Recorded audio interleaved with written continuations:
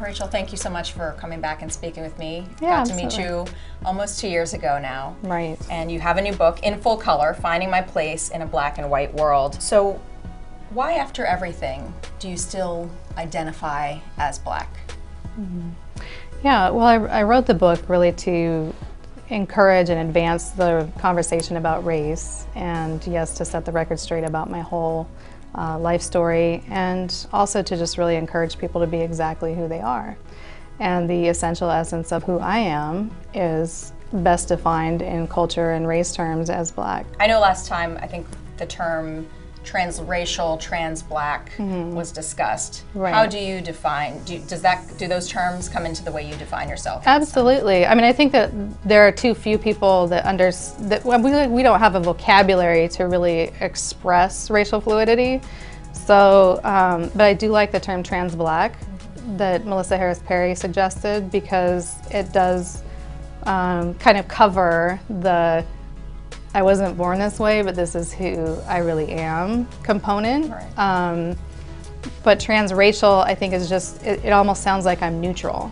And I'm not neutral on political and social issues. And there are other white women who are fighting for social justice, who are raising children of color.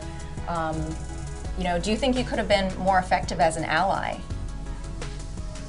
instead of as a Black woman? Right.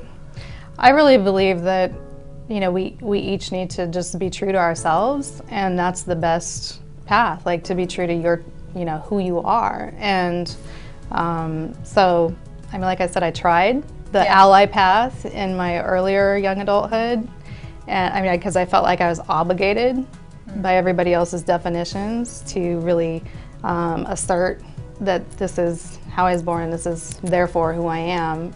I felt kind of fated to that, and you know, I did a lot of work, but it wasn't as much in harmony with me being seen and understood for who I am. You're in a unique position because you know, grew up white, lived as a white woman. You are now you identify as Black. How can you help white people? Right. Well, I think it's undisputed that there's still a lot of favor towards people who identify as white in Western societies, and there's still a stranglehold on power and privilege by white people, and I hope that my book challenges that. I mean, I've gotten a lot of opposition from people who are very tightly and very closely and very kind of consciously aware of aligning with white supremacy ideals, and they, you know, have accused me of committing white genocide and all these kind of things. You know, it's like I'm ending the white bloodline in my family, and I'm kind of like butchering the idea of white beauty. We all need to really have the courage to confront our own convictions and understand like what we're saying and why. Do you feel that you can be kind of a unique, I don't know, kind of liaison, I guess? Yeah, kind of a bridge. I mean, I do kind of feel somewhat caught in between a little bit, because I kind of like a ping pong ball, like, you know, getting slapped from both sides. I guess that's, you know, maybe useful for people to have something to bat around a little bit, because people do want to talk about race. I mean, it's something that we don't talk about enough in substantive ways. You chose a new name. How did you come to choose this new Nigerian name as your new moniker? It was actually given to me. So I think that it's you know, unfortunately the press said that I chose it randomly, which I didn't.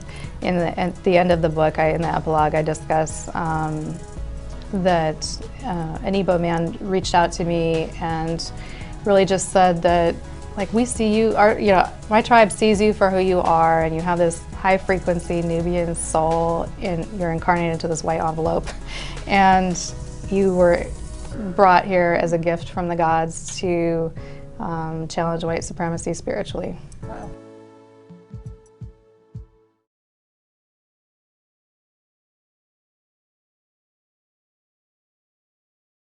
Hey, NBC News fans, thanks for checking out our YouTube channel. Subscribe by clicking on that button down here, and click on any of the videos over here to watch the latest interviews, show highlights, and digital exclusives. Thanks for watching.